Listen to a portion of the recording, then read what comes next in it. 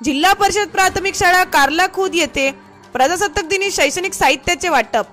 बिलोली तालुक्यातील मोजे कारला खुर्द येथे रिपब्लिकन सेना शाखा कारला खुर्द यांच्या वतीने प्रजासत्ताक दिनाचे औचित्य साधून दरवर्षीप्रमाणे याही वर्षी जिल्हा परिषद शाळा येथील सर्व विद्यार्थ्यांना शैक्षणिक साहित्याचे वाटप करून तेथील मुख्याध्यापक पेंडपल्ले सर व तोंद्रोड सर आणि अंगणवाडी शिक्षिका सो सागरबाई कुडेकेकर व शांताबाई वाघमारे आणि शिक्षण समितीचे अध्यक्ष निजाम शेख यांचा सत्कार करण्यात आला। गावाचे सरपंच सचिन भोईर यांच्याकडून श्री शैक्षणिक साहित्याचे वाटप करण्यात आले।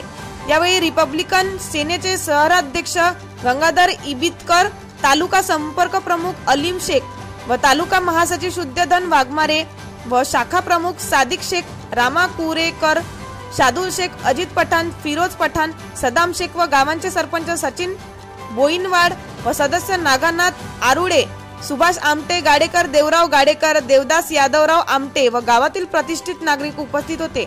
एबीएस न्यूज साठी नबाजी कुडेकर, बिलोली, नांदेड।